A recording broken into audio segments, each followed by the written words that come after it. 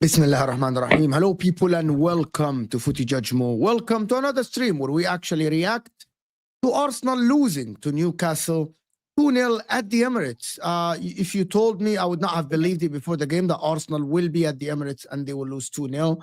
But Newcastle deserved the win, deserved the clean sheet, absolutely heroic defending and heroic plays going forward. Isak, the personality that Arsenal needed, but they don't have an Isak. Why? Because Newcastle scouted Isak well from Real Sociedad.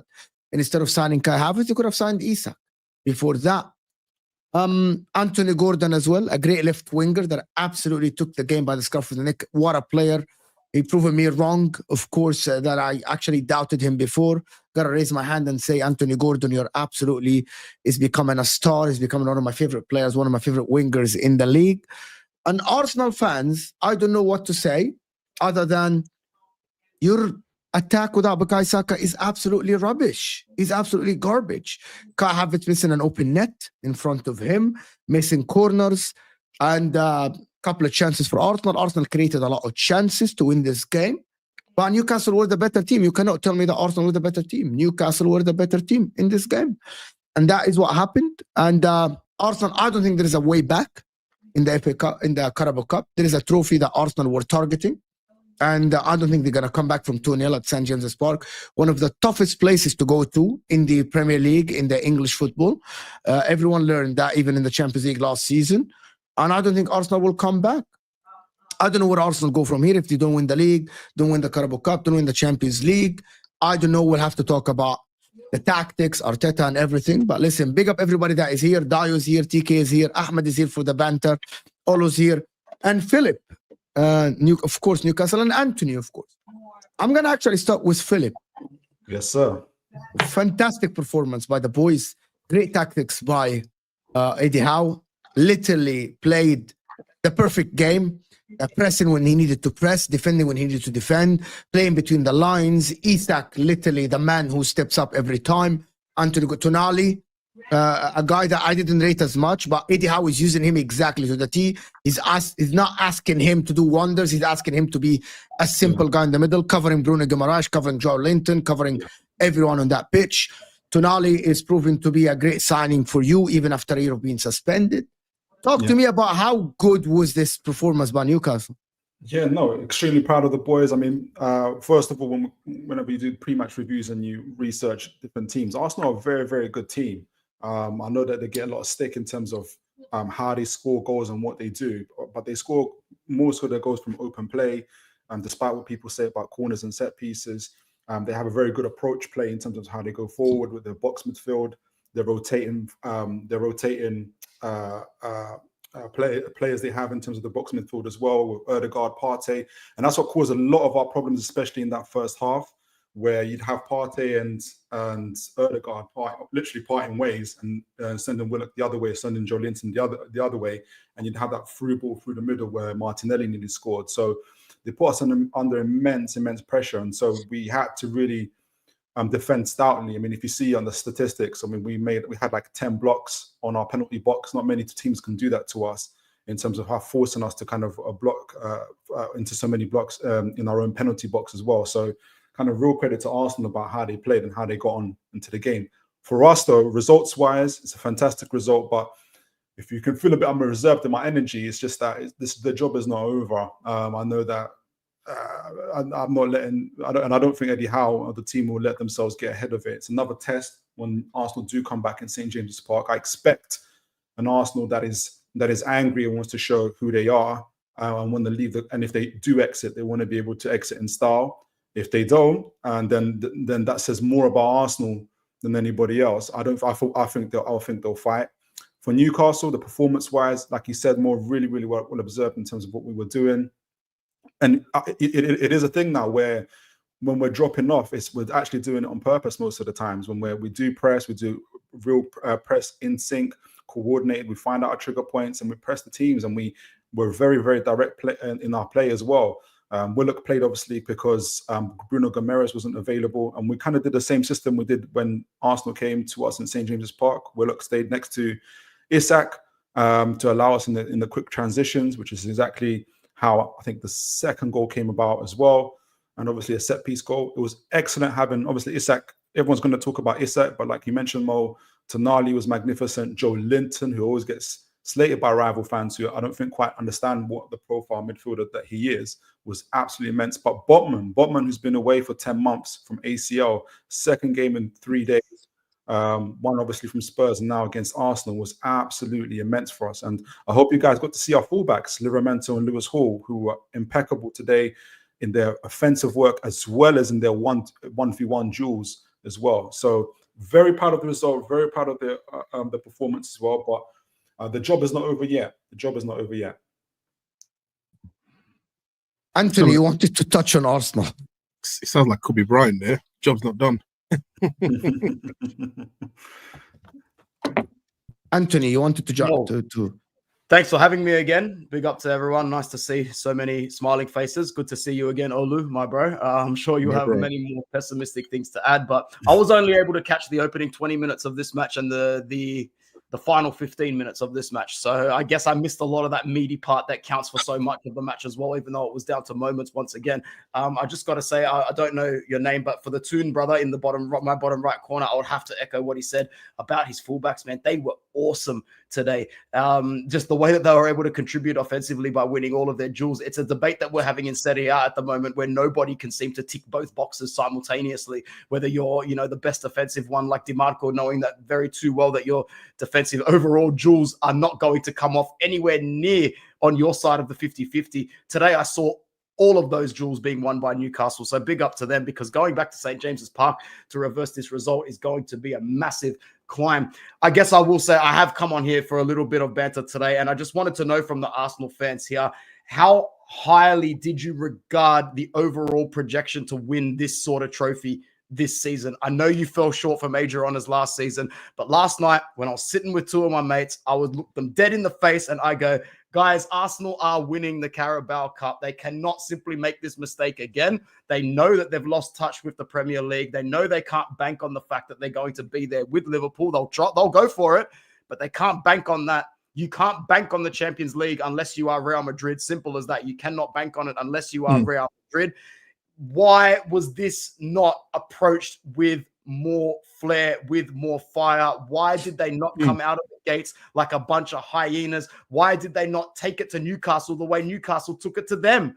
Like, I know that, who was the last team to win the Carabao Cup? It wasn't Liverpool won it last season, right? And Man United won it the season before against Newcastle in the final. I might have overlooked Newcastle a little bit for this because all of my goggles were tinted towards Arsenal last night. Even if you check my Bet365 account, that'll back up what I'm saying here now as well. I just thought there was going to be so much more from Arsenal today. They played like they didn't give a shit about this trophy, and now they will be licking their wounds again. To reverse one goal at St. James's Park, it's not impossible. To go there and reverse two with the current form that Newcastle's in, with the high that Eddie Howe's got these guys on as well, bro, this is going to be a mission. You've just flunked another trophy again. And even I couldn't believe it this morning. I said to myself, why? I don't care what it's called. You don't care what it's the Carabao Cup, the Carling Cup, the League Cup. Fuck it. Just go and break the duck. Go and win a trophy. Go and reset something. Because it's even something that's gotten Man United through the last piss poor decade. The fact that if I wake up and I see we're in a semi-final, I'll go, bro, I don't care what form we're in. I don't care what players are on that field. United have got a 7 out of 10 chance of winning this semi-final. And if we get to the final, it'll be an 8.5 out of 10 chance that we bring that home as well. I need to know from Arsenal fans, before I duck out and listen to the Arsenal fans, I want to hear from some of them in here. Yeah. What the fuck? Why was this not put on the pedestal as the most important game of the season so far? We've got a saying in Italy, just before Ola, we've got a saying in Italy, the most important game of the season is the next game of the season. Well, that should have been today for more reasons than one. Off you go, my bro. Sorry. No worries. Listen, I'll say it was an important game, right? And it reflects in the team that Arteta picked. This is the same team that's going to play on Sunday or Saturday against Man United. This is the same team that's going to play against Tottenham next week. And the same team that's going to play against Aston Villa. And that scares the crap out of me right now. In the sense of that they've now got game after game after game to go play. So I think it was important in the sense that he didn't rotate anyone, right? He didn't bring in the 16-year-old goalkeeper. He said, right, I'm going to go with my strongest team. I'm going to try to respect Newcastle and try to beat them at home. We were just awful. I mean, first of all, massive like performance from Newcastle. Like I've always said, I think Newcastle are an emotional team, right? They ride the wave of their fans, especially at home. Today was a super professional game. They nullified our game. They took the sting out of, even when we were on top of them, it never really felt like they were panicking, basically. Yeah, they had block shots. There were chances that we should have scored. But even then still, they didn't just like retreat and become like fall into the shell. They said, actually, no, we'll still try and control the game.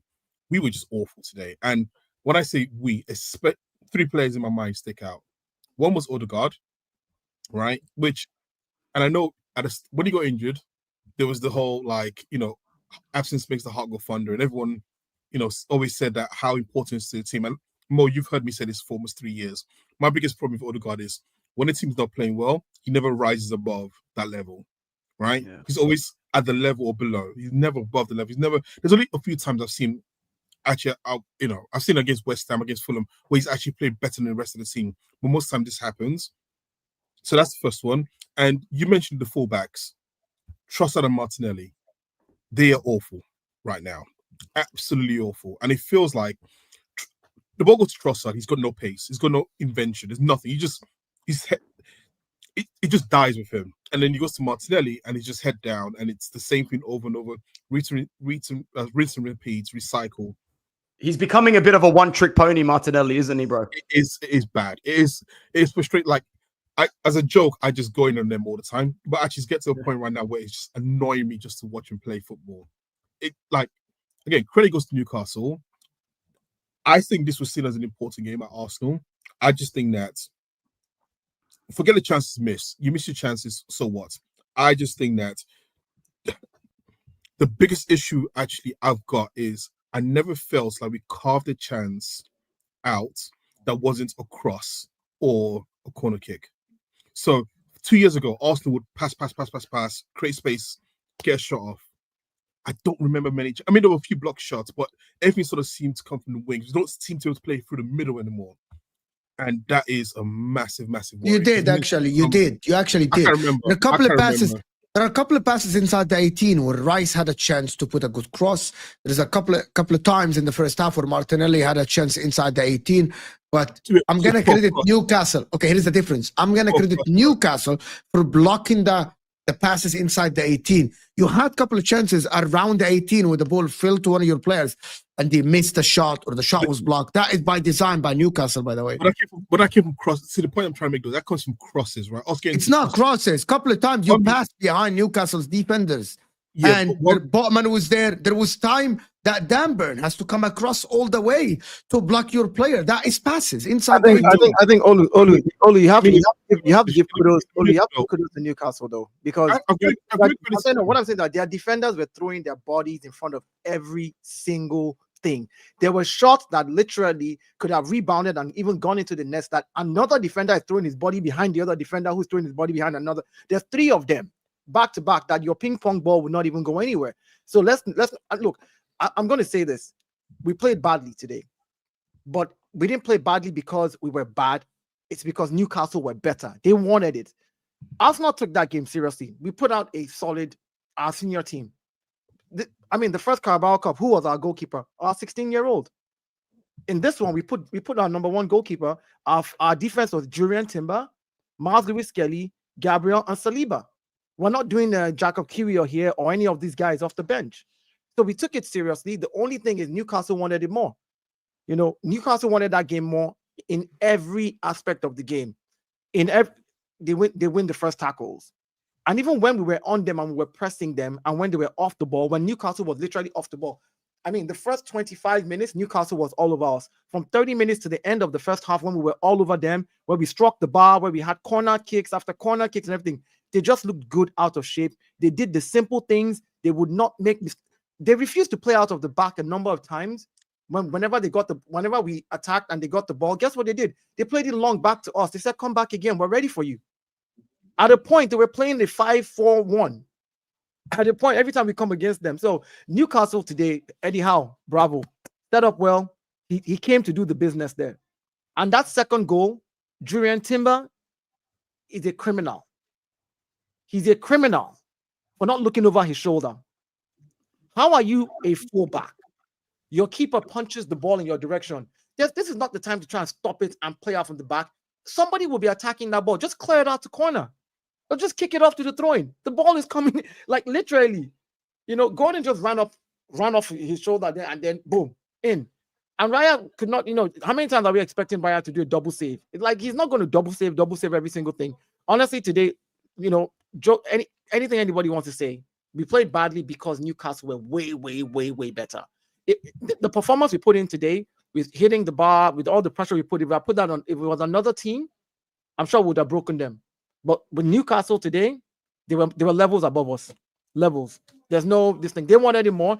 And I was just saying, just score one more goal and let it be 2-1. Then we can go to St. James's Park and then we can have a conversation there at the 2-1. But with this 2-0, now we're out of this tournament. With this 2-0, you're not doing anything at St. James's Park. It's not happening. So I can't even say that. For me, you're right. I can look at Trossard and be like, I don't want him on the team, but we have nobody. Gabriel Jesus comes in, he does nothing. Kai Havertz today, ghost. You know, like every single and then Newcastle, their fullbacks. Jesus Christ. No, I'm sorry. Havertz played better. Sorry, Havertz played better as a right winger than Trossard. No, I'm saying, but he was ghost. So don't get me wrong. I'm not saying he didn't play better. Dayo, this is how bad Trossard is. Havertz played better in a right. No, he didn't. Trossard is awful. That's not true. No, he didn't. Here's the thing. No, he didn't. No, he didn't. No, he didn't. Oh, he's too slow. My issue with Trossard today was there were times when he got the ball in the middle, right? When he dropped deep to collect the ball, you get the ball, and on your right-hand side, Havertz is already running. Just release the ball. No, you want to spin around and then turn and face the left. And I'm like, what are you doing? Just bloody progress the ball as it's coming. It comes to you, receive on your left, pass with your right. Receive on your left, pass with your right, and keep the ball moving. No, he wants to receive on the left, turn around, do a pirouette. I mean, are you a ballet dancer? What are you doing? Taking 4 touches before you actually pass the ball. So for me, awful. So for me, he was awful today. He's awful in general. He's been awful for a year and a half. When I said Havertz was goal. Did Havertz miss the one-on-one and hit the post, or was it Martinelli? It was Martinelli. He missed the header. Yes, he should have been more clinical, hit the post and everything, but they made the run. Trossard played a fantastic through ball. So no, Havertz did not have a better game than Trossard. No, he didn't. Havertz was literally someone that he should have been subbed early in the game. We're talking in general. Now, you might watch Arsenal. This game, I thought Trossard should not have been subbed off. It should have been Havertz. You might watch this game as a neutral and then judge it based on what you're looking at.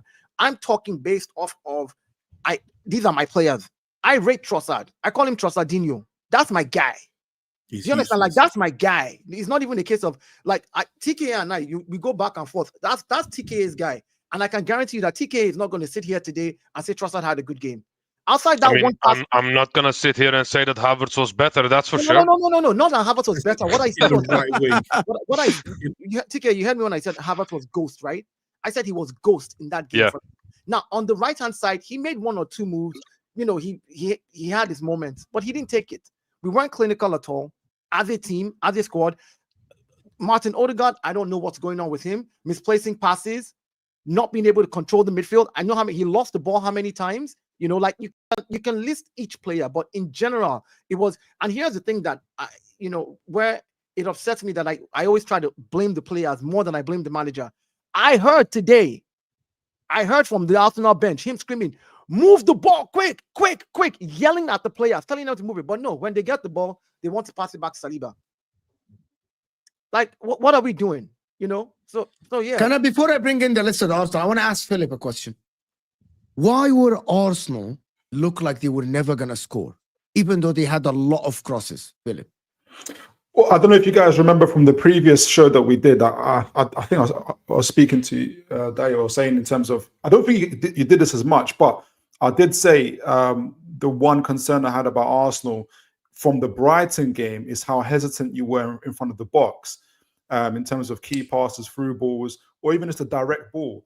I noticed the same thing in this game where close to what Dayo was saying is there were opportunities for Arsenal to perhaps send a long ball over. But in terms of to what you're saying, Mo, in terms of Newcastle, I just think Arsenal saw Botman and saw Burn and said Kai Havertz has got no chance. I just think they saw our defense and what we were doing, and they wouldn't send a quick ball. Otherwise, why don't you do it? They doubted themselves in terms of that. However, they reverted back to what they usually like, which is like a slower build up, and they got into our box many times, and had shots. So we had 10 block shots. So I don't really blame them in terms of their attack. I think our defense was really good. But to really split us open and to kind of be direct and get more chances at the Martinelli one, you have to have a direct ball. You have to risk it. And I didn't really see Martinelli doing what Isak was doing, which was going on either side of Gabriel Martinelli and Saliba by himself. Sometimes he'll push them all the way to the flank and pick up. There are different levels, Philip, different levels of a player. Isak and Martinelli. I'm more speaking to the confidence. Like, we can all run to the flank of the pitch. Players. He's just talking about what players should do, like how. But Arsenal play a different. Arsenal play a different way, Philip. Arsenal actually, Arteta has his instructions for his wingers to hold the line, receive the ball.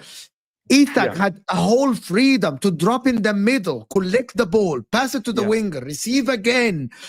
He does this, Eddie Howe, and that's the difference. He trusts Isak and Gordon to do all kind of football things, like 1-2s, get out of the press. Arteta doesn't. Arteta only wants Odegaard, Thomas Partey on the ball. He doesn't want his wingers on the ball early in the field. Eddie Howe was so comfortable having any of his attackers. Even we saw Jacob Murphy collecting the ball, doing a 1-2, receive again, waiting for Livramento to go forward. That is trust in abilities.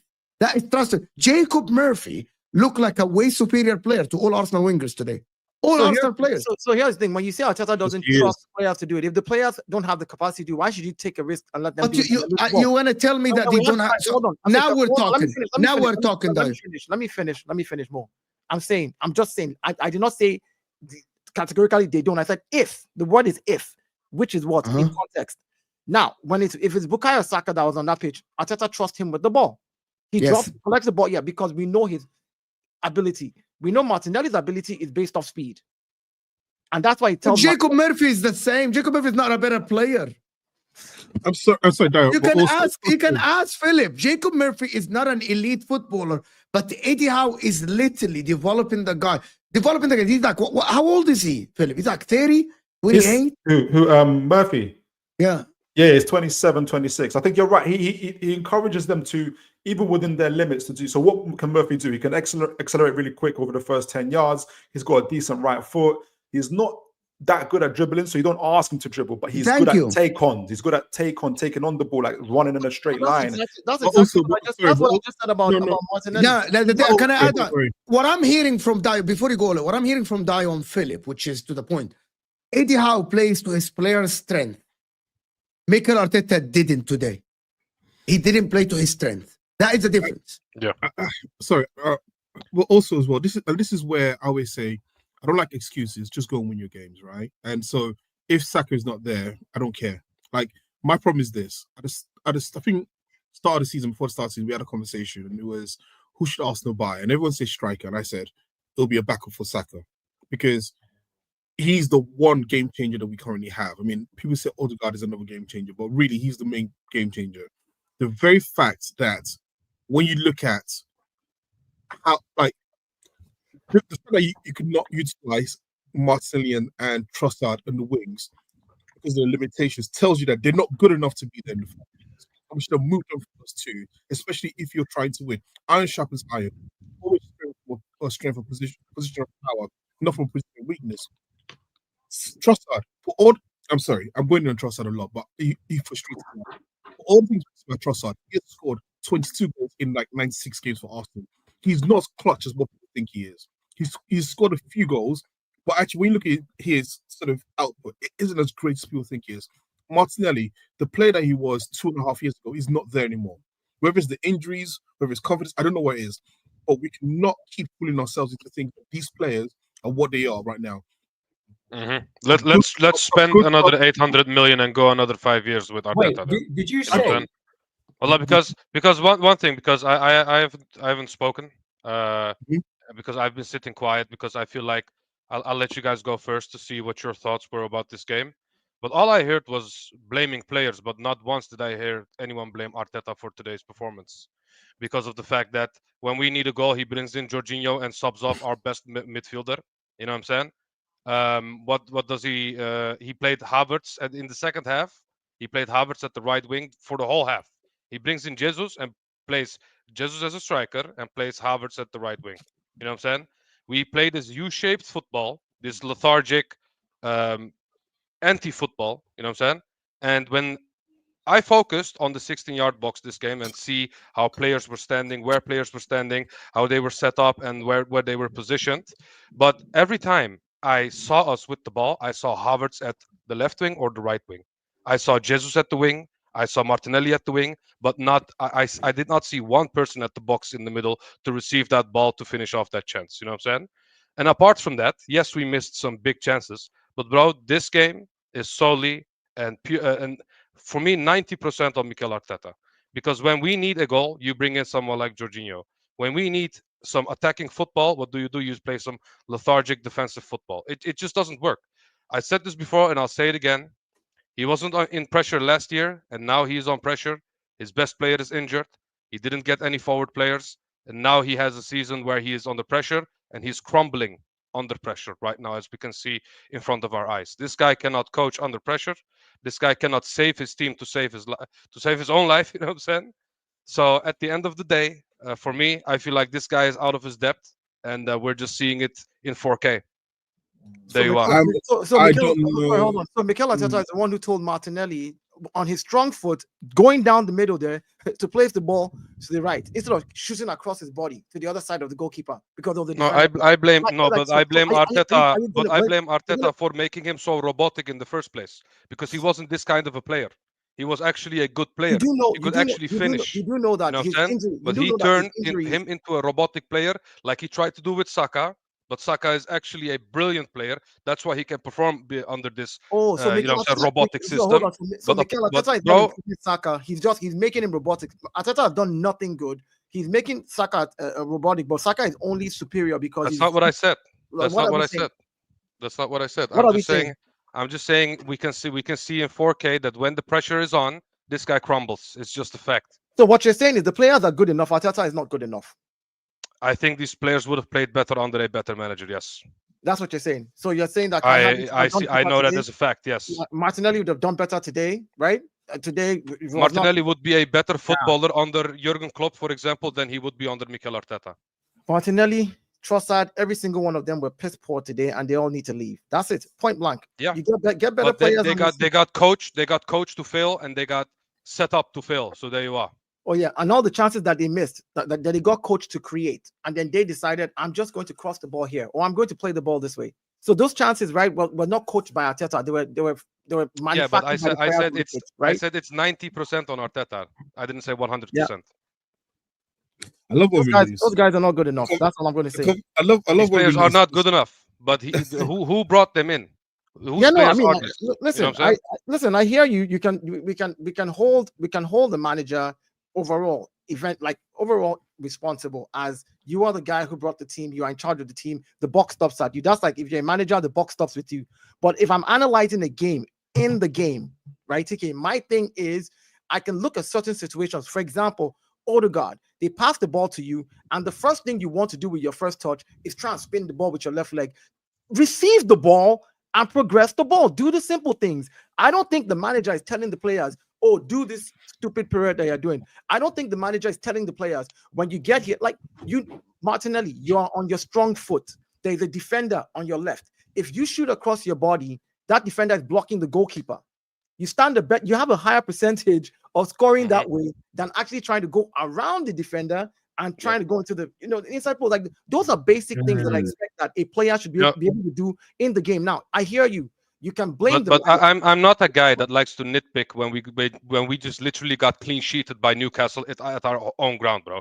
There was a guy that was wearing listen. There was a guy that was wearing number 14, knee sliding through the carpet, and it wasn't a guy in our team. You know what I'm saying? So there you are. There was one superstar on that pitch. Listen, there was one superstar on that pitch, and he wasn't in our team. That's a fact. The question to me today from Mo is analyze the game. So if I'm going to analyze the game, you expect me not to talk about the things that they're doing. I should just be like, okay, well, yeah, of course, clearly there was one superstar on the pitch. It was Isak. Isak scored the goal. Newcastle won. We've talked about how good Newcastle were. We've talked about how good their fullbacks are. I'm now talking about it was Dan Burn. Okay, well, Dan Burn was those guys are great. And now I'm talking about what it is that Arsenal did, and even the good chances that we created. In those good chances, the reason we were not clinical enough cannot be put down to the manager, because we created that chance and the player in that moment messed it up by not doing the simple things. That's all I'm saying. Yeah, it's all on the players, and it's not because how they were set up and how they were trained. It's on both of them. I hate this whole. Hold on. Oli, let me just say this real quick. I'll just say this real quick. 20 seconds. I'll say this real quick. 10 block shots. The manager set them up, and there were 10 block shots in the second half. So explain to me. That tells you how good Newcastle were defensively. Now, I can blame my players for not trying to be a little more creative, but 10 block shots means that we created 10 shots on goal at them. Right? So in the end, percentage doesn't matter. It's on both of them. It's both on the team and the manager. The very fact that we've got Raheem Sterling as our only attacking player that came in on the window is on him. The very fact that now that players are injured and he has to put Trossard, who has got no speed whatsoever on the right hand side, it's on him. Yeah. That the very fact that we've regressed as a footballing team in comparison to 2 years ago is on him. And at the same time, the players have to take personal responsibility, because they're the ones on the pitch. They're the ones that should be putting the balls in the back of the nets. And if they're not, and if they're playing absolutely crap, it's on them. Both, it goes 50-50. The blame is on the manager and the players as well. I don't like this whole trying to put partial blame to both. For me, even this game, Carabao Cup, I don't really care that much, to be honest. And I know it might sound arrogance. It sounds arrogant, but the reason why I don't care is because, like I said at the start, it's not the fact that we lost this game. It's the fact that we've got to play an FA Cup game in 5 days. We've got to play 3 days after that a league game, then another league game against Aston Villa with the same team. That is worrying to me. No, I'm not buying. Okay, I want to get Ahmed's take, but I'm not buying that we're now saying that all these Arsenal players are crap. That's cannot be true. We're saying they're not playing well. We're saying they're not playing well right now. But there has to be a reason why they're not playing well. And it has to be, it's either the manager. Okay, let me put what I think might be the problems, right? It's either going to be the manager, which is the tactics, or it might be motivational, which is mentality, or it might be the quality. Unless there's a fourth thing that I don't know about. Unless you're saying it's either the players are not good. Are you saying in football that those are the only 3 reasons ever? Maybe educate me then. I'm sure there could be many. Nobody knows what the reason is right now. All we're saying is, Habibi, tell me what you think, Dayo. Don't tell me. Tell me what you think. What I think is Newcastle wanted it more, and these guys could not dig deep enough in this. That is mentality and motivation. Then it's part of the thing. I hear more, but I actually have to disagree with you. Because I saw Arsenal at the end really smothering Newcastle, and Newcastle were defending for their life. So I'm not going to sit here and fold and say that Arsenal didn't need it more. I think. Oh, let me explain what I mean by Newcastle wanted it more. That's like in boxing, right? You might be the guy doing all the punching. If the other guy is just blocking and runs down the time, and you don't connect any of your punches, you don't make any points, and he's already knocked you down twice in the game, he wins. You see what I'm saying? So at the end of the day, yes, we smothered them. We created chances. But they blocked all the chances that we made. They defended for their lives, and they wanted it more than we did. So they went that little extra defending because they wanted it more, is what I'm saying. I mean, we haven't spoken enough about the defense, actually, we haven't spoken about the defense of Arsenal, actually. I need to clarify something. Isak is so comfortable around all of these defenders. Can I clarify one thing, people? Can I clarify one thing? It's so strange. I just want to clarify something, because I think some people thought that when I say the whole trophy thing, I'm not saying I don't want Arsenal to win the Carabao Cup, right? I'm not saying that this is not a trophy that I want Arsenal to win, because I think we need to win every trophy possible, right? That's the reason why you enter a competition.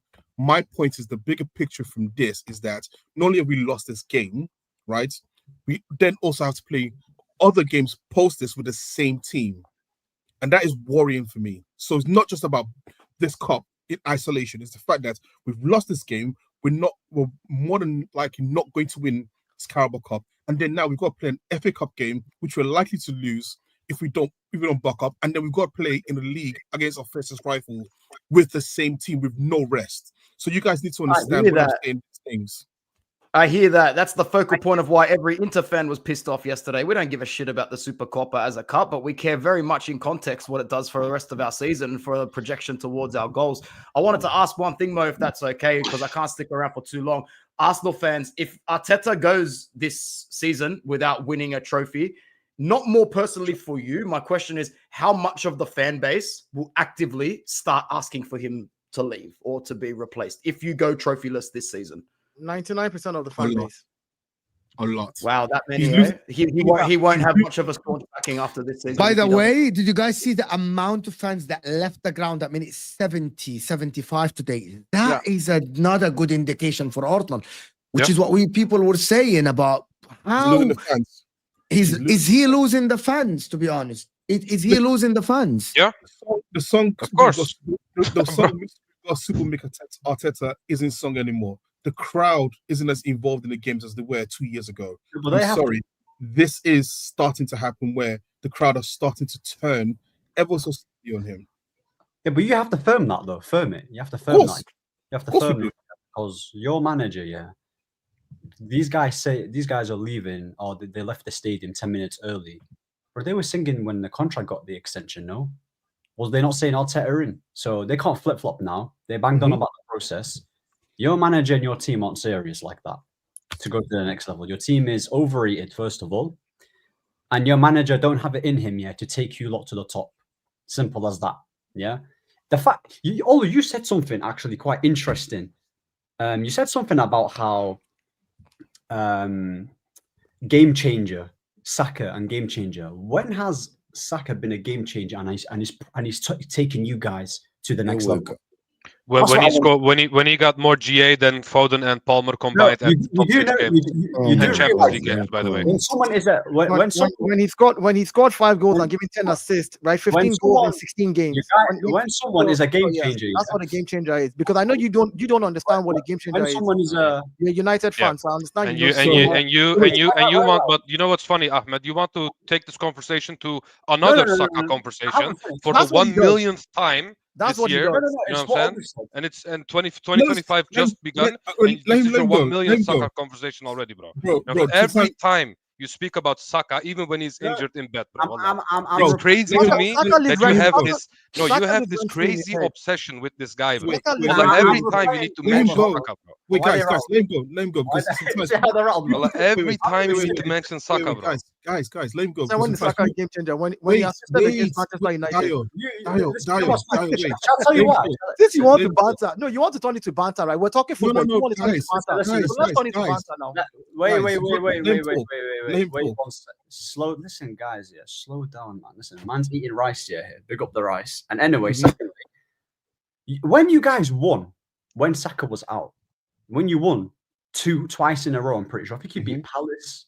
I don't know what the other team was. You literally beat them, and I did not hear a single word about Saka when. No, they all did. They all did. They were. You're lying. You're lying. You're lying, bro. You're lying. You cannot. You're lying. He literally said Nwaneri played well, but we don't. Literally, Dayo on this channel said, I don't think Nwaneri can carry this for another 20 games. Replacing Saka, bro. I said I don't think he won't carry for the next 4 games. That's what I said. I said, like, bro. Wait. What are you talking about? You're trying to rattle them for no reason. What did I say? Just let him talk. Let him talk. Oh, bro.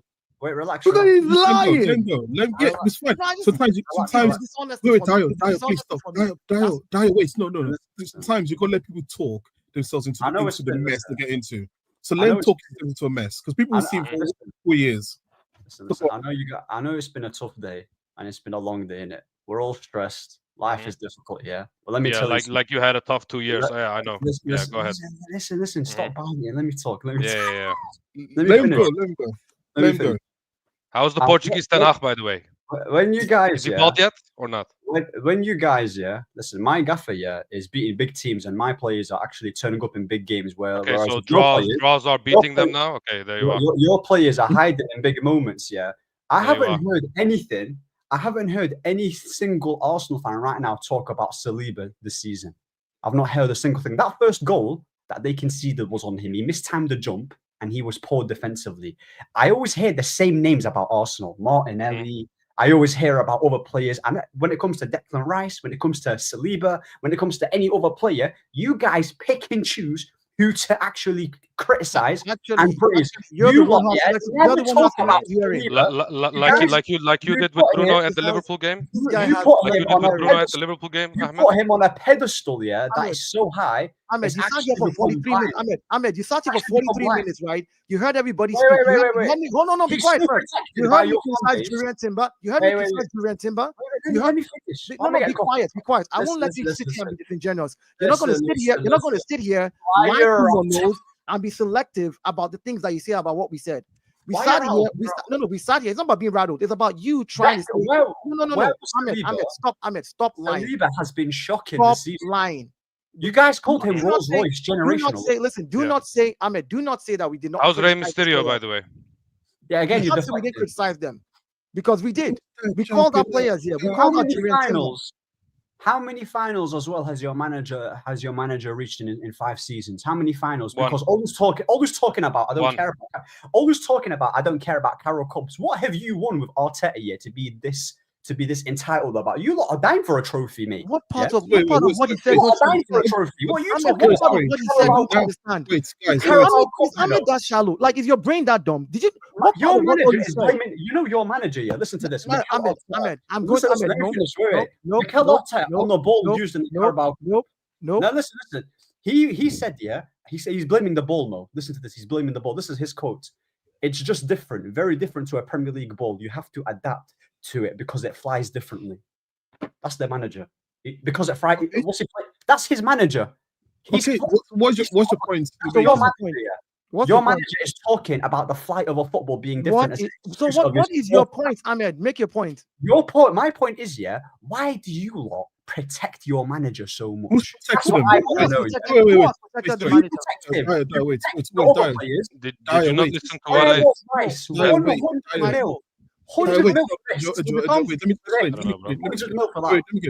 So, Ahmed, you're smart enough, right? You're smart enough to know that. Definitely not. I guarantee you. Please. We've had a 40-minute conversation. I've criticized Arteta and the players. TK has criticized Arteta. No, you don't. Even Dayo criticized Arteta as well. So again, you're building a narrative in your brain that doesn't exist. Because he doesn't listen to understand. He listens to respond. You guys are just like 45 minutes. You listen to just respond. Wait. Let me just finish the point, right? So you've built this narrative in your head. Listen, what narrative? You literally said this. Saliba.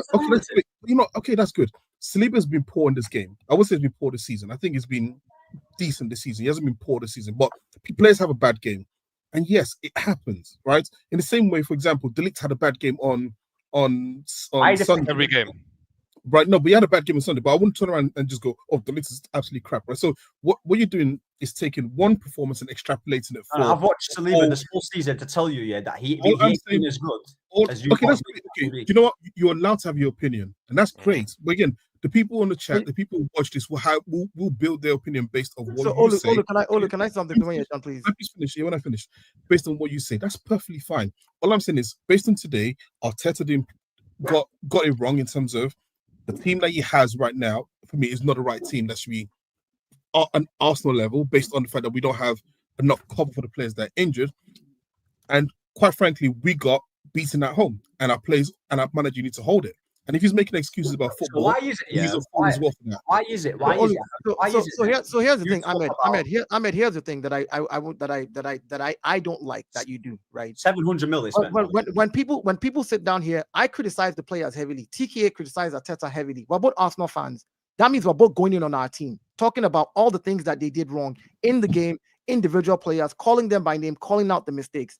When you speak and then you say, "Oh, you guys don't criticize the players," anybody who jumps on halfway would think that maybe you're saying something that is true, and you know you're lying. That's the part I'm where not I lying, can't it's have a true, you conversation. can't make That's the part where I can't have a Go on, say conversation it. with you, because a lot of times you sat here for 47 minutes, right?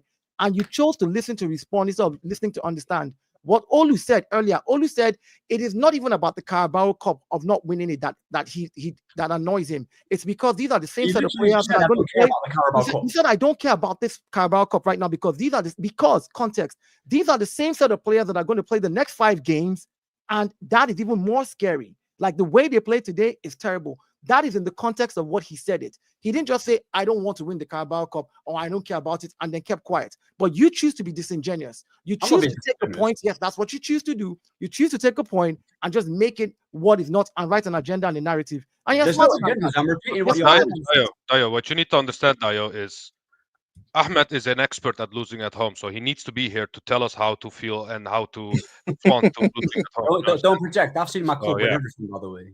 I've seen my club win everything. I've said everything, yeah. What your manager said, man's blaming the ball, yeah. It's absolutely embarrassing how a Premier League manager is coming out live TV saying that he's blaming the flight of the ball and he's not actually holding himself accountable. It's embarrassing. Did you listen to the whole speech? Did you listen to his whole speech? Listen, Did you listen to his whole speech? Listen, Dayo. Did you listen to his whole speech? Yeah, I've got ears. I've listened. Did you listen to that? Did you Maybe listen you've to not the listened because you've got headphones on, innit? Maybe you've not listened. But this is the But anyway, problem. The context listen, before I've you make listened that to statement. everything, Go yeah. listen. Wait, listen. let me finish. I haven't cut you off yet. I haven't finished. I haven't cut you off. Yeah, you've spent £700 million on this team. You don't have a single star player like that that's going to carry you throughout the mud like that consistently. I mean, we had him, but he got injured, bro. I mean, he's not proven anything in the big moments like that, bro, to win you anything major. You've not won a major. A guy who's going to make a difference is like a Benzema for Madrid, a Hazard for Chelsea. Yeah, them type of players. Ronaldo for, managers that build their teams around Marcus Rashford, elite players, yeah. Bro, I mean, you say about Rashford, yeah, but bro, for the past, at our worst in Man United. If you want to make it about United, that's fine. But post Fergie, yeah, you would die what we had, and that was at our worst. You would die what we had. What you would have? You would take your role. Anyway, you'd be relegated. You'd be relegated. You'd never be relegated.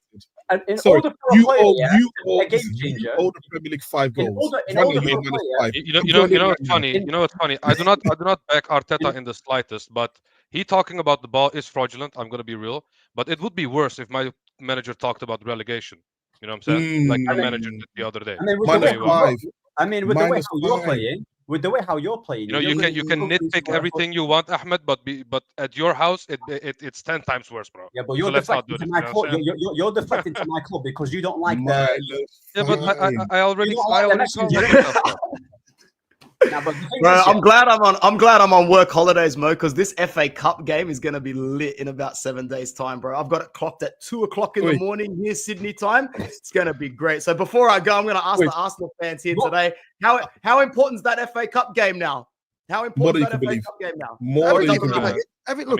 Every game is important because of momentum. See, there's momentum, and this is the thing about momentum, right? I was telling a friend of mine the other day, I said, there are teams that you've played against for like 10, 20 years, right? You have momentum against them. You keep beating them. So even if you're in a bad shape, like United have been bad, but when they played Liverpool, because it's always been a derby, it changes the mentality. That momentum is there, right? And then there's momentum of real time, which is you're winning games back to back, right? So it's important to get back to winning ways. Otherwise, you lose track of that momentum because sometimes your players are not up for it. It's just that momentum that carries you through. Just knowing that, we've had 12 games unbeaten or 30, like that carries you through. The minute you start losing, you can spiral down a hill. I don't think Man United have any chance of beating Arsenal at the Emirates. Is this game go to penalties if there's a draw? Yes, it does. It's a one-legged game, right? It's a one-legged game, which are the only games Manchester United play to their potential for the last 3 years. So in a one-off game, this Manchester United team can beat anybody, and that has been our pro as well as our con for the last few years. So I'm looking forward to it because it looks like that Arsenal have a little bit more to play for in that game. Had Arsenal gotten a good result today, I would be all in on Manchester United, but I do think it'll be a lot closer. Before you go, Anthony. Yes, brother. And totally unrelated, Lautaro Martinez. I told you yesterday. I told you so on Sunday. Did you see the meltdown on the fans on my tweet. Was I right? Anthony, did you see the meltdown? Me Was I saying right? that I'm not an Inter fan, that I shouldn't be an Inter fan because I criticized one of the Inter players. Bro, I'm telling people, if any of the Inter fans are watching me, I supported Inter for more than what you supported. I watch great players play for my club. This is a captain that I don't think is up to the standards of Inter. We should have gotten 100 million for him, or 100 million euros. We'll be lucky to get 50 now.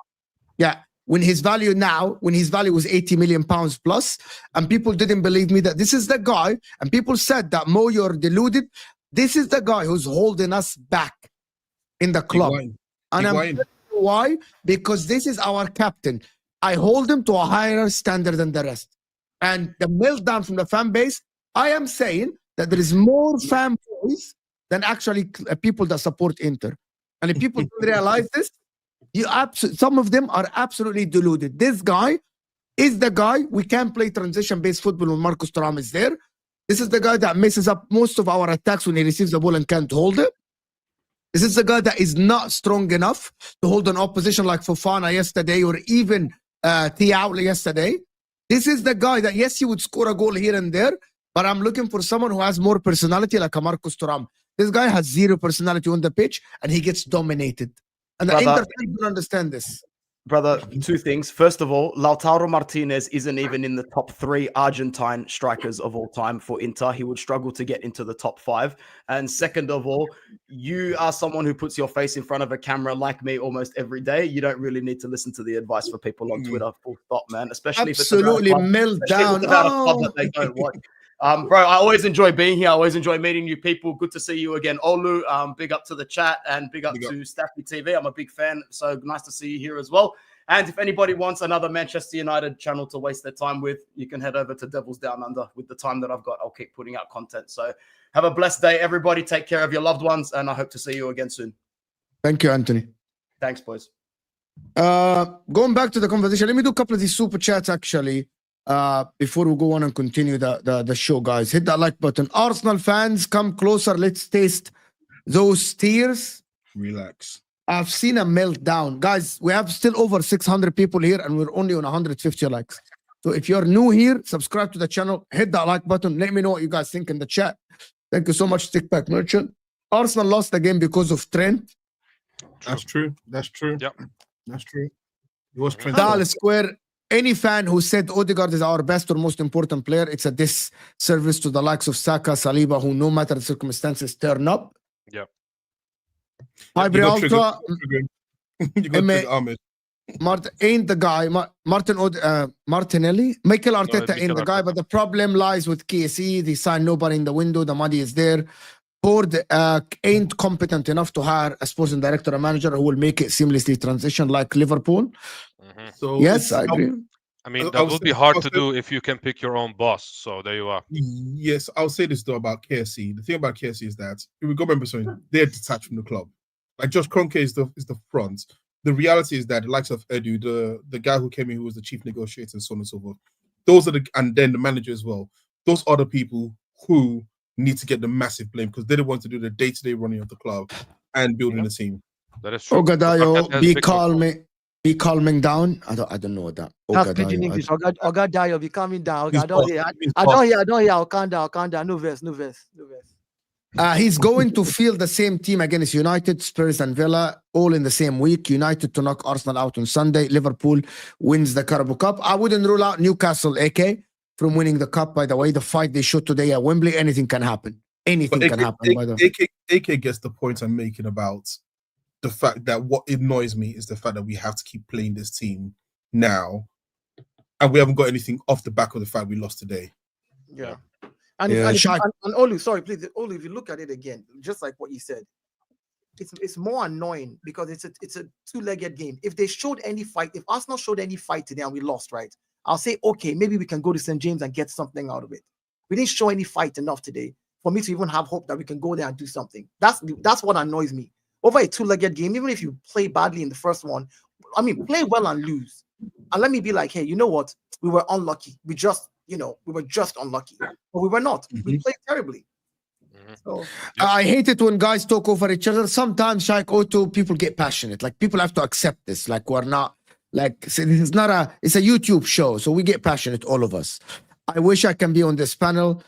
Maybe we can get you on the thing on MHF or here when we do the call-in show. Arsenal played well, but we can't break low blocks. We need goals. The fact that you said Arsenal played well is like, no, I don't think so. And also, it's a lot. It's a lot easier. Wait. It's a lot easier on the other side to because you think that's easy, like just getting into the whole talking about things.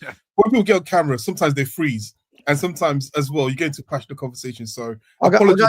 How are you doing? Fans were fighting in the stands today. By the way, that's not good. I told you, he's losing. He's losing. Hey, Do you remember the conversation I had with Rory and the others? And I said, how many people in the stands will turn on him if he doesn't win a trophy and things are not going well? And people said, no way. Gunnar Solskjaer. You remember me and Dayo talking about with Gunnar Solskjaer, and Gunnar Solskjaer said, no, it's impossible. And I think nothing is impossible in football. If Arsenal don't start winning games, I'm telling you guys, it's only going to require Man United to go through this Sunday for Arsenal fan base to have a complete meltdown. I mean, more, I've said this on your show, right? I said, even if Mikel Arteta somehow wins the Carabao Cup and an FA Cup this season, I still want him gone after this season. I said that to you. Yeah. That's what I said. I said, I don't like, my thing is, you now have to win the big one.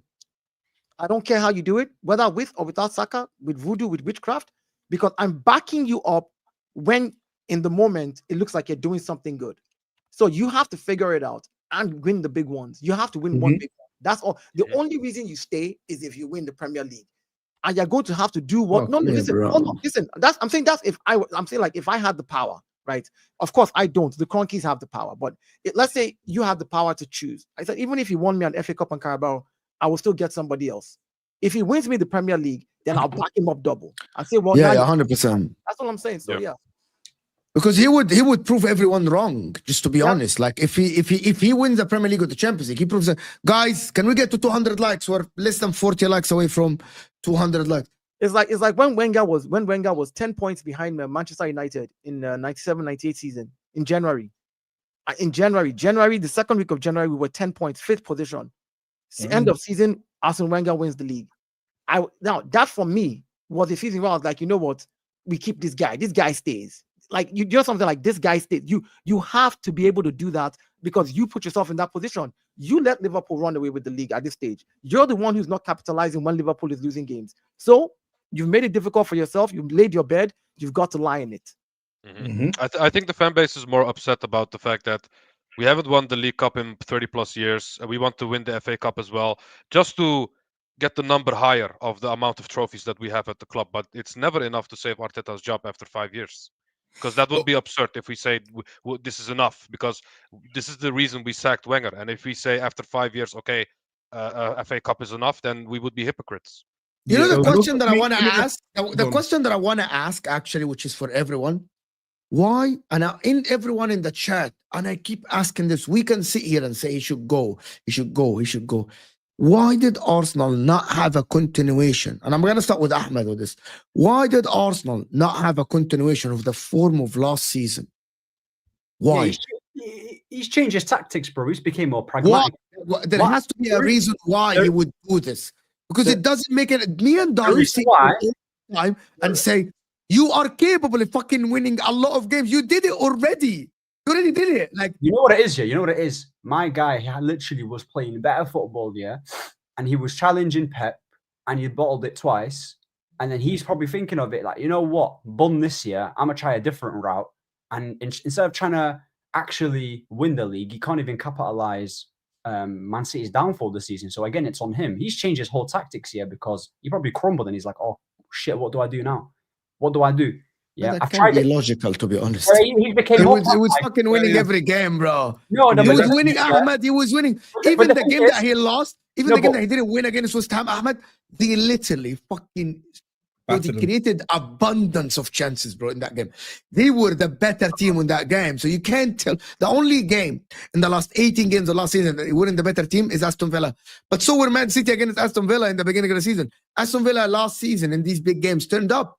Otherwise, he was the better team against everyone, bro. Against Aston Villa, we played well until the 70th minute. We crumbled in the last 25. Played well as a whole this season. We crumbled against Aston Villa last year. We crumbled in the last 25. I mean, this season we've changed.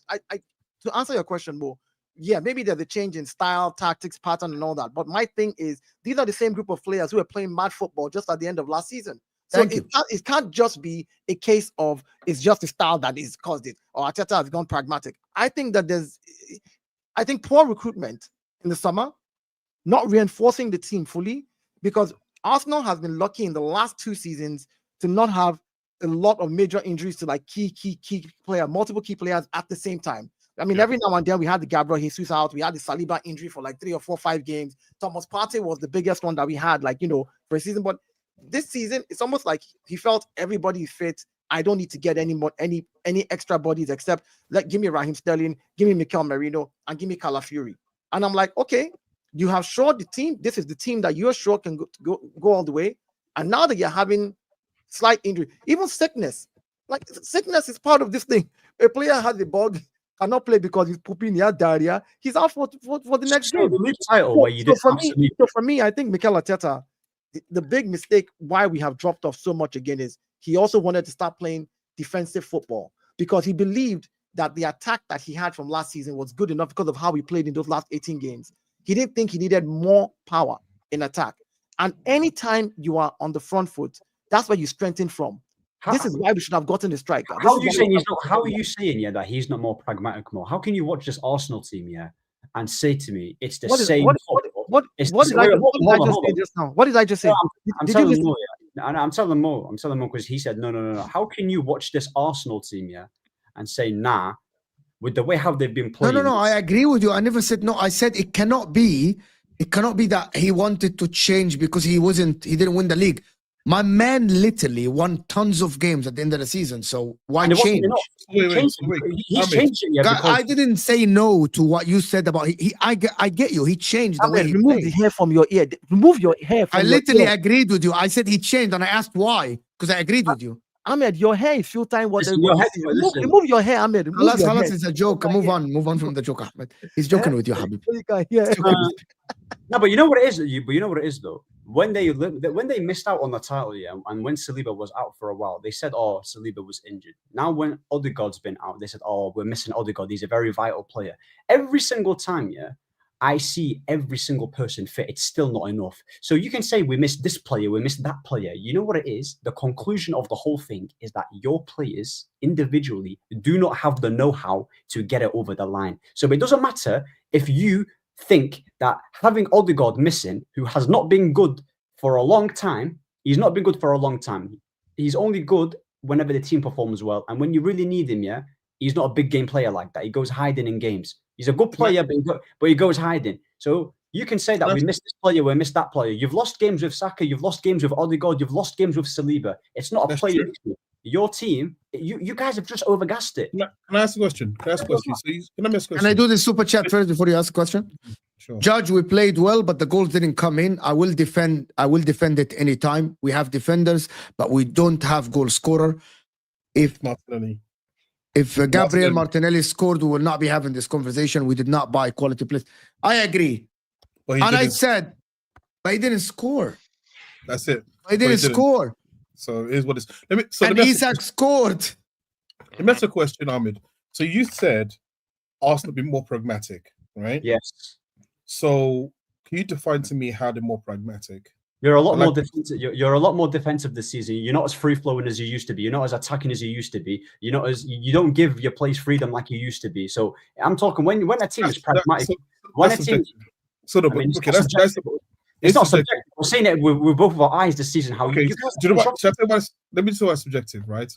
Because, and I hate using stats, but I'm going to use the stats anyways because it works in my benefits. When you look at the number of the possession, Arsenal got the 4th or 5th most possession in this league, right? This season. When you look at the number of shots, Arsenal like 5th in the most shots. I don't like using XG because I think XG is an irrelevant stat. When you look at the number of goals, I think Arsenal are 3rd or 4th in the number of goals. So when you say more pragmatic, what I'm trying to understand is, are you saying Arsenal are just a defensive team now? Which I would say, yes. You look 3 DMs, bro. Your manager literally plays 3 DMs in games. How is it? So how is it more possession? Having more possession does not mean you play expansive football. It's what you. pragmatic. Hold on. you do realize, yeah, that you can have possession and still be pragmatic with the ball in terms of not really doing much, bro. Not doing much. But you said more defensive. So, but You more are defensive. Yes. Yeah, no, we are defensive in the sense that we can drop into low block and so on and so forth, right? But if you said Arsenal defensive team, it should not show in the number of goals that we score, because it means that our approach is defend first and attack second, right? I would disagree with you on that. I would say Arsenal still go out to attack. I just think the quality of our attack isn't as good as it was last year. I don't think he's actually fundamentally changed that much in his mind in terms of how he wants to approach the game. I think the execution of it now is poor, and whether it's issues on the training ground or whether it's the players are of a level right now they're not good enough, we can have that conversation. But I think it's an easy conversation. It's easy to say, well, Arsenal are just more pragmatic, but then the numbers will tell you that that's not the case. Exactly. Listen, Exactly. numbers are very misleading in general. How numbers Numbers are misleading because you can have, because if you're saying hold on, let me add something. Ahmed, if you're saying Arsenal is pragmatic and a defensive team, which means that there'll be a low scoring team that doesn't allow people to score against them. That's the kind of team you'll be talking about, like Atletico and how this guy used to play back in the day, or in Mourinho style, very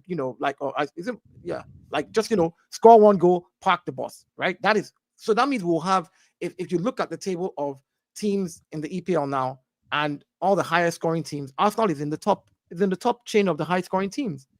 And if you look at defensive numbers, we're in the high. The problem is the quality in certain games.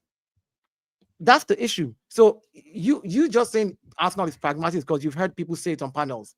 Because if I ask you to define the word pragmatic and how it applies to how Arsenal is pragmatic, you can't explain it. I've literally explained it to you. What you just said right now, but the numbers, what you explained right now. You're mentioning about numbers and having more possession and blah blah blah blah blah blah. The numbers don't back it up.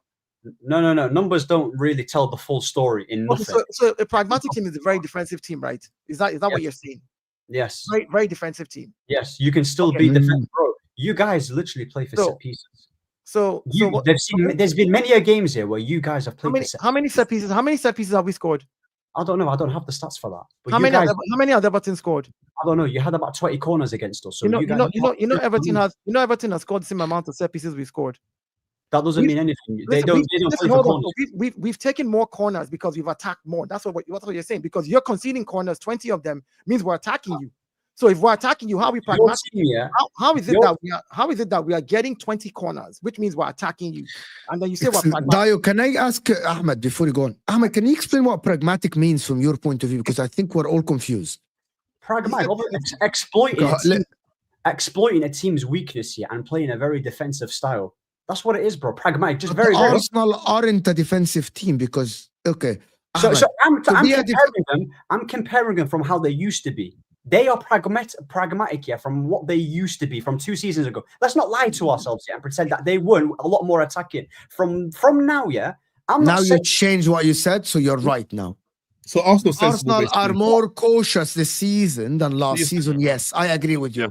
Yeah. So Arsenal and by the way, none of us here will disagree with this, Ahmed. And also the definition of that is different than Arsenal turn into a defensive team. That is completely different. And the team is Everton, is Nottingham Forest. This is called a team that go to the games and have less than 50% possession. They camp in their A team. They only play transition-based football. Arsenal are actually one of the worst transition-based teams in the league. Yet they still score goals. That means they are on an offensive side. However, they are less clinical than others. And they cannot hold the lead and they go defensive a little bit. The press is a little bit weaker. That doesn't mean they're pragmatic. Is let us defend and only play counter-attack football. Arsenal don't do that, Ahmed. They're not. I'm not saying they play counter. I'm just trying to clarify what you said. What you were trying to say is he doesn't care. He doesn't care on how his team win, on how they win and how they perform like he used to.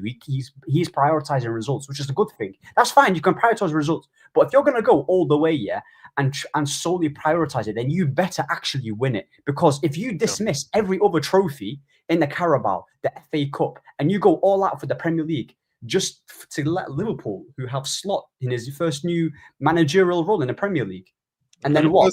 It's not always a guarantee, and also to do that, you have to have but Slot is an actual proper manager, though. Instead of let me ask you a question.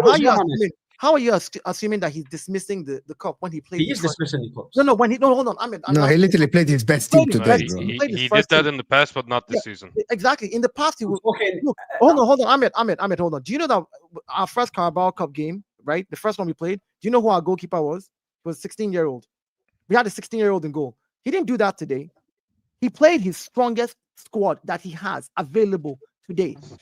So that means that he's not discarding the cup. It's again, we're coming back to the same narrative. It's the quality on the pitch in the moments that matter that we lack. Being clinical, Martinelli hitting the bar, Havertz not taking his chances. These are the issues that Arsenal have. Not that Arsenal is not attacking. 10 shots were blocked in the second half. Newcastle had to block 10 shots on goal, which means we were not being clinical enough. We were taking shots on goal. We were just taking them wildly. So to sit here and try to create an you became more attacking. No, listen. When Isak came off and he brought sit here and try to create a narrative where it's like, oh, because he doesn't care about the every metric shows that he cared the way he set up the team. He picked his best team. He picked the senior players. He did not try and bring in any. In fact, Oh, there he's gone. There he goes. Also, guys, pragmatic, first of all, is being used incorrectly. The term pragmatic means sensible. So if you say Arteta has a sensible approach, then like I don't understand what that means. Pragmatic is like you are sensible. You look at things for what they are, as opposed to sort of thinking of like what you think it's going to be. Anyways, the point is, if you say Arsenal quality of attack is poorer this season, which is what I think you mean, Ahmed, right? So I'm gonna throw you some bail here. Arsenal's quality of attack is poorer this season than last season. I agree, and I'll say that can be a function of the manager or also the players. Sorry. Yeah. So we got there in the end. Yeah, I mean, I can see where Ahmed is coming from, because I can see it as well. But it's not like he changed the whole game plan and plays like David Moyes. Sometimes it feels like that, but it's not 100% the case.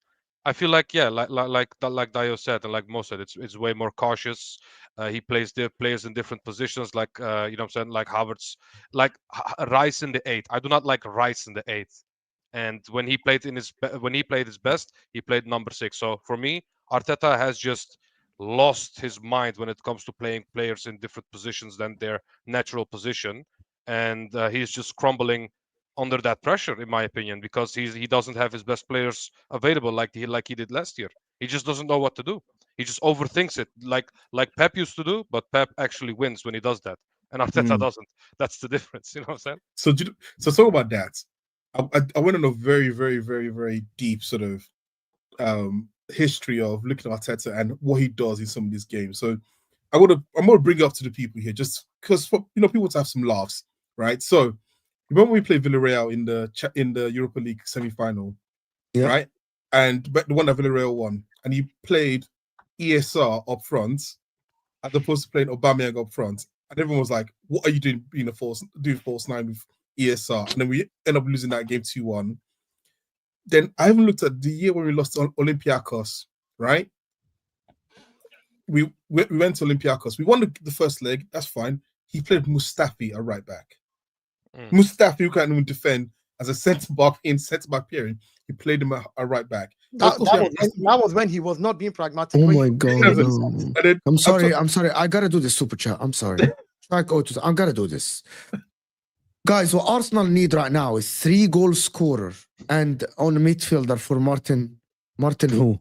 For Martin Odegaard, he means. That is the only way we can hold our head high. Forget the summer. So you want to tell me?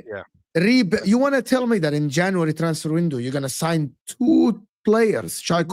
He's not saying that. That's if you read what Arsenal need, what he's suggesting, what they need. He's not saying that that's what Arsenal is going to do. And of course, if you sign 3 players, three top strike, if you sign a striker, a left winger, and another right winger, because our right winger is injured. If you sign 3 players, they better hit the ground running. Like that's going to be crazy in January. They have to hit the ground. They have to. Nobody does this in January, and that is not. That's what Arsenal need. I get it. Yeah, that is criminal. If after 5 years, that is what Arsenal need in January of 2025. Because criminal on the recruitment. He's basically saying after all this whole project, we need a whole new front line. That's what he's saying. So again, you have my word. Mo, you have to put context around these things. If Bukayo Saka is not injured, injury is part of the game. But if he wasn't injured, we're not talking about three. We're talking about two. We're talking about a left winger and maybe a striker, which we've talked about since last summer. That is criminal after 5 years. Actually, that is criminal. Yeah. What is criminal about it? We talked about it last summer that Arsenal needs to get a striker. TK was, I don't know what we were all saying. Arsenal needs to get a Nico Williams and a striker, Gyökeres and somebody. These were needs that we had in the summer already. Yep. Now, that's what you want, but the manager don't want that. He wants Havertz. We had discussions about who wants a winger, who wants a striker. We are the ones having the conversation. We are the ones having the conversation. Mikel Arteta is not here, so we don't know what Mikel Arteta wants. So let's have our conversation and stay within the pocket of our conversation. Okay. We talked about it that Arsenal needed a left winger and a striker last season, which we already had identified as for me the final pieces, right? Which is TK and I went back and forth on this many times in many chats, many groups, many streams. Now with Bukayo Saka's injury, definitely you have to bring in somebody to cover that role. That's what makes it 3. And we did say we needed a midfielder, which is why we were looking at. If you remember, TK, do you remember the stream we did where we said would have preferred if we got Zubimendi instead of Merino? Do you remember when we had this conversation? So there's all of these conversations. These are not positions that just suddenly we realized. We realized them from last season. Is the thing more. So it's not criminal that someone is saying it. It's just they didn't do what they're meant to do in the summer. Simple.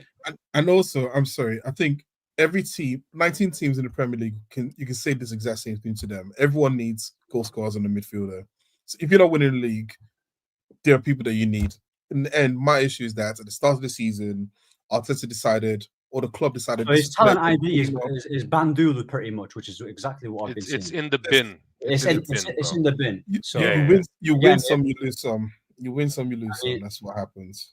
His midfield is, bro, listen. The amount of money he spent on the midfield, and you're still screaming for a midfield, shows you that he's either. There's two things, he's misprofiled, and his talent ID is also shocking as well.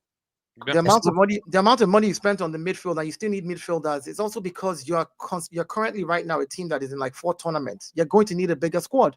So you're going to need to spend money. Don't make it sound like you buy. Don't make it sound like, listen. Don't make it sound like we bought Declan Rice to play 90 games in a season. That's stupid. He's going to burn out. He's going to get injured. Thomas Partey. We saw what happened when we brought him in. I played him as a right back last game, and he played all the games of that season. The following season, he was out for the whole season. So you can't sit here and just be disingenuous in how you approach things. Your manager literally said, you know what it is, Dayo? You know what it is? Can I one small thing? You know what it is, Dayo? I had this conversation with some other goons as well. I feel like Arteta has just bought so many versatile players that he thought, okay, these players can play multiple positions.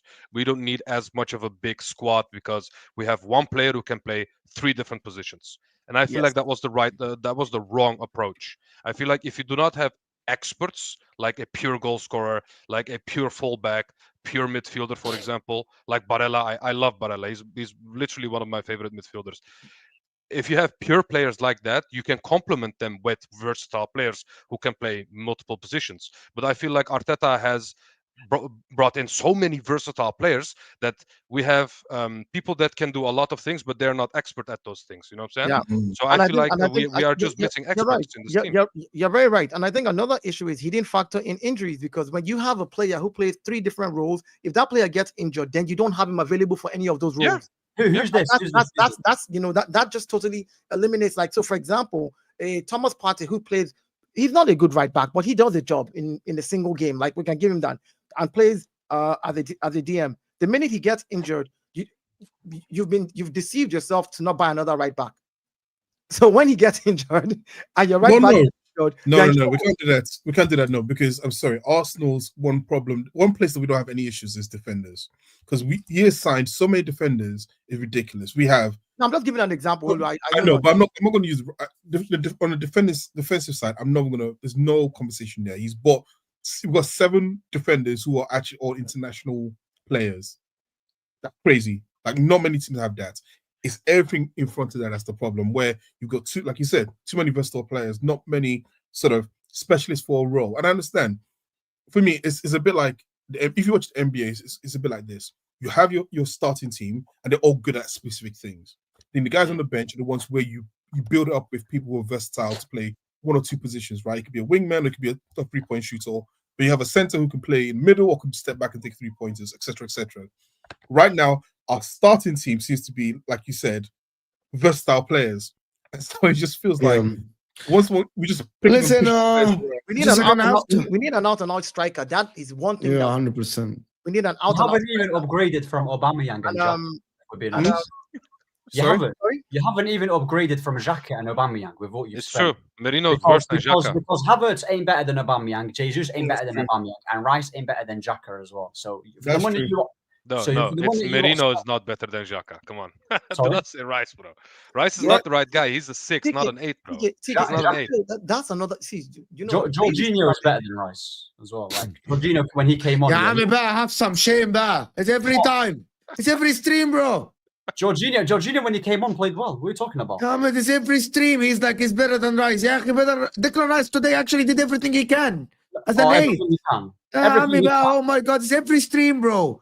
Ahmed, how was it today Declan Rice's fault? If this was Enzo Fernandez, he carried the ball. If this was Enzo Fernandez, you'd be cooking him. If that was his performance, you'd be cooking him. If that was what was performance? What was Declan Rice's performance today? Tell me. No. I was gonna end the show. Wallahi, I was gonna end the show. You see, this is my problem with Ahmed. Ahmed just, because he doesn't like individual players, he allows. I'm just saying.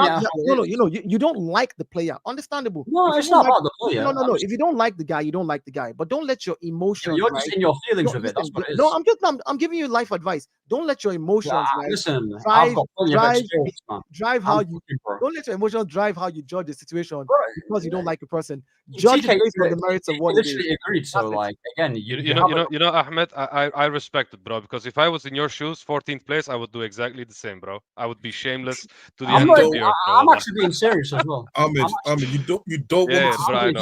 Ahmed, I promise you this. You don't want me to start Kobe Manu because I promise you. I'm being serious. I am being serious. Ahmed, today is the only player from Arsenal that I thought today did everything that he can is Declan Rice.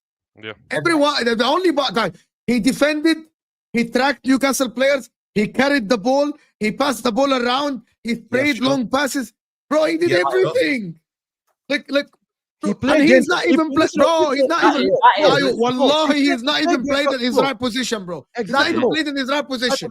He played dangerous crosses and they could not convert it for him. These are the same crosses that he didn't even play in his best position, which is a 6.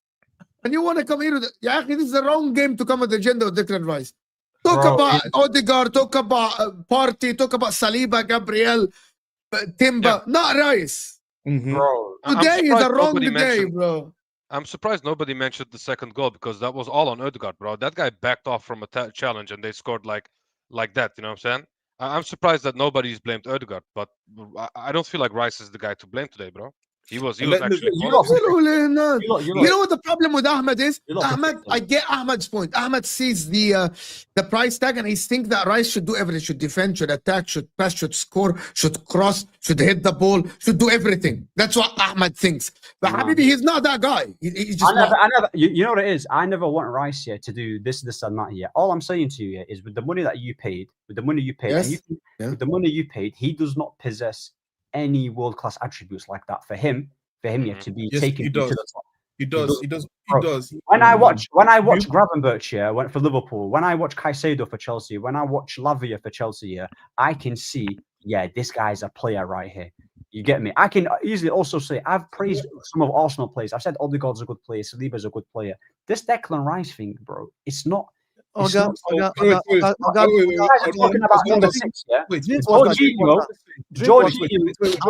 is actually a better 6 than him. I think that's just difference in taste because you rate Casemiro and I rate Rice. You know what I'm saying? That's the difference. It's not. It's got nothing to do with Casemiro. Also wait. Yeah, but it's difference in taste. You just don't like the way he plays, bro. It's so simple. It's that simple. So you said he hasn't got any world class attributes, right? Yeah. And I'll say this: the reason everyone rightfully gave Rice some stick for his Euro performance, but I'll tell you this for a fact: Mainu played well because of what Rice can do. Because we all know Mainu does have. Listen to me, Mainu does not have. That is a lie. In the Euros, Mainu does not have legs to run. and we've seen it this season. He is not quick, doesn't get around, he's not athletic. The one thing Rice is very good at is good at is covering ground, distance, being able to cover spaces. He's what I call comfort blankets. You unleash him to cover the space. That's why that is what he's really good at. The problem right now is that he's having to do way more, and people are expecting something from him that he's not. If he just says, Rice, you know what? I need you when the team attacks to just basically clear or dispel any attacks. You're literally describing Bugatti, who does it at a better rate than him. He's an elite ball winner. But that's because you get attacked. That's because you get attacked more. Who's an elite ball winner? Bugatti's an elite ball winner. Okay, so hold on. I thought you didn't like him, bro. What happened? You think Ugarte is a better player than Declan Rice now? I don't know what is gonna happen in the future. Yes. But Ugarte is not technical. He can't pass the ball. Declan Rice at least can shoot. Ugarte can't shoot. When it comes to being number 6s, you don't have to be the best. What do you have to have a 6? You have to have good defensive. You have to have elite defensive awareness around. Okay, Declan Rice is better than Ugarte in the defensive side. Winning the ball back and defending, that's a lie. That's a lie. Do you know Declan Rice last season that was his job. Ugarte is literally. By the way, Declan Rice had one. I'm going to tell you. Let me just present you a fact. Declan Rice last season played with Kai Havertz as his midfielder and Martin Odegaard, and Arsenal still had the best defense. And Declan Rice was winning man of the matches. Why do you think that happened? Based on what? He doesn't know. Bro, he doesn't know. Why were the pundits choosing Declan Rice as man of the match? He had the Odegaard and what's his name, Havertz as his 8th. They choose him having the best defense. So why? Yeah, they choose him because he's English and he's part of the lads. That's why. My God, no. Ahmed, why was he guys are talking about last season, by the way. Why was he recognized in the Ballon d'Or list then? Ballon d'Or list. This is how far football. Ask the question. What do you mean? That's how far football's fallen now. We're talking about Declan Rice was the second best player in the Premier League last season, probably with Rodri and Phil, maybe the third with Rodri and Foden. You guys are. Let me ask Ahmed one thing. Ahmed, if we won the league, being serious. By the way, as you say, I'm being serious, Ahmed. I'm being serious. I'm not trolling. Why do you are the only one who can be serious on the stream? I'm serious as well. Ahmed, imagine if we won the league last season, yeah. In your opinion, who would have won the player of the season for us? For who? For us. If we won the league last season, who would have won the player of the season for us? Probably Gabriel or Odegaard last season. No, it would have been 100% Rice. I mean, because Rice and Foden were very close. Considering the fact that Manchester City won the league still, you know what I'm saying? Rice is playing. So can you tell me who was better than Declan Rice? I'm gonna give you Foden maybe because City won the league, and Rodri because he won the Ballon d'Or. Tell me who in the league last season from all the teams were better than him. Be serious, dead serious. I want names. Palmer was better than him. Gabriel was better than him. Odegaard was better than him. Maybe Palmer. Maybe I'll give you Palmer. Maybe Palmer. Yeah, Caicedo was better than him as well. Caicedo last season was better than him. Caicedo. Yeah, Caicedo. I'm gonna give you. Let him finish. I want to know. Let him finish. Caicedo was good last season. Watkins played well as well. Go on. Watkins better than Rice. Who else? Caicedo was actually solid. So I don't know. But he's most Chelsea fans tell you the first half of the season. You know what? I'll give you Rodri. I'll give you Palmer. I'll give you Foden.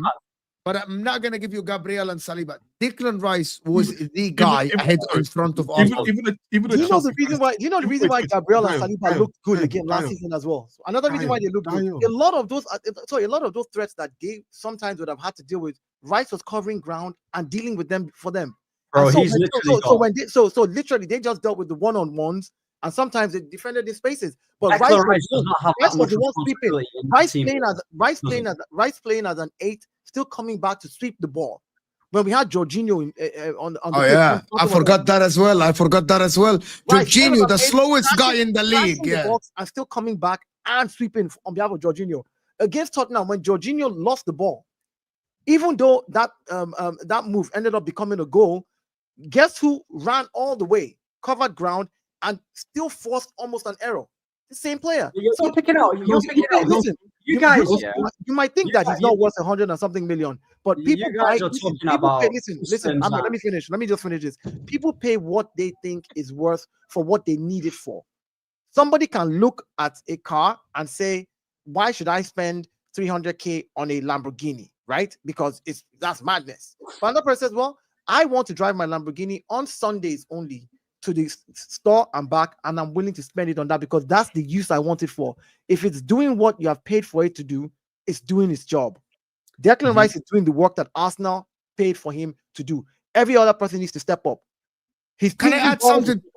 I want to add something. Ahmed, don't do what Man United fan base do. Where you actually, I'm gonna tell you what I mean. Don't do what other people do to Man United, where they say this player is bad, because the team is bad. Because Arsenal are not playing well today, maybe Declan Rice is not showing levels. It doesn't take anything away from him. The same for Maino, the same for some of the players you have in your team. We can't just judge these players because Man United are bad. Arsenal this season are not helping Rice. Why is Ugarte standing out in a poor? Why is Ugarte standing out and doing bits here in a poor United side then? By that logic, He's had one good game. Ugarte had like 2-3 good games only. He had one good game that I've seen. Having one good game this season that I've seen. He's literally been one of our best players this season. You guys are talking about. I'll tell you why. One of your best players. Wait. He's in such a comfortable system around him, and he's got so many players around him. Got one good game this season. One good game. One good game. You've not watched United. I'll say no, Ugarte has been good for United, but the problem with it, they've been so shit that they think Ugarte has been levels. Exactly. But that's the point. You think Ugarte has been levels, bro. You get Ahmed. You get attacked. Ahmed. You get attacked a hell of a lot more than we do, which means that by function. So that means Rice has less responsibility. Then there you go. Then you just proved my point. Declan Rice does not have that much. Let me. I want to read the super chat. Play, bro. I want to read the super chat. Go ahead, Olo, but I want to read the super chats after. I was just going to say. The funny thing about this Rice conversation is this, right? Do you remember before the end of the season, last season, no one ever mentioned Rice's price tag. It was never a conversation. In fact, it was always Caicedo and Enzo how this guy's worth 100 million. Rice was the one. Everyone started saying he's actually worth the value they paid for him. No one one euros, about it now. Where I think he was overstated, and what people were starting to look at was the things that he wasn't good at, which was passing forward. All of a sudden, people were like, actually, now let's bring back up his price tag. The reality is this: most people end of last season, would have said they would take Declan Rice. Apart from Man City, will take Declan Rice in their team because he made Arsenal that much better defensively and what he did. And no one were talking about price tags. It's just funny to me now because people wanted to create an agenda, and then now people just say, you guys. The best part. They even used to say, "Oh, send West Ham more money. We robbed West Ham." You know what I'm saying? And the best part of this is this, right? The best part is this. Everyone who says this, the reason why I don't like listening to people talk about this is you say the same points. There's nothing new. You guys are just saying the same thing you've heard from another person. It's just the same point. Nothing is new. And that's why I don't agree with it. Let me read the super chats. Listen, I don't mind if I spend 2 billion on January transfers as long as I win and I get that trophy. I'm good. This is why we watch and love the game. I agree with you. The problem is your club wouldn't do that. I agree. By the way, I always maintain this. As long as you win, I don't give a fuck how much you spend. Just win. Don't spend and lose. Exactly. Like if you spend and win, wallahi, nobody remembers the money. You know what? When Chelsea were second this season, nobody mentioned the money. You know why? Because they were second. Once Chelsea do bad, people mention the money. Which is, by the way, it's in football. Man City, when they were winning the league, nobody was talking about their bad signings. You know what? No one was talking about the Calvin Phillips, because they were winning. So I agree with you, Shakoto. The problem is, not a lot of clubs can do that. I agree, 100% I agree with you. But it's just a matter of the fact that you don't spend money. Ahmed, you need to check yourself. You're too biased.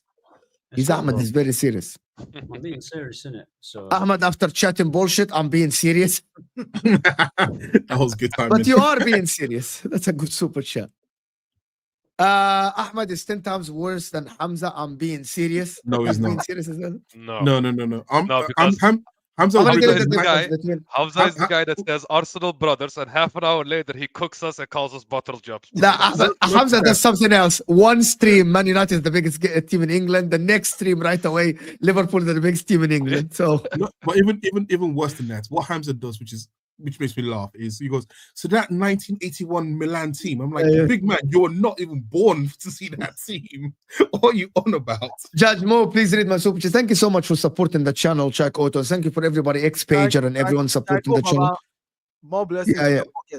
God bless to everyone. Actually, we're going to end the stream here. Thank you, everyone that joined us. Appreciate you guys. Great show. Fantastic. Not a good result for Arsenal. I will see you guys tomorrow. And we're out of here, people. Peace.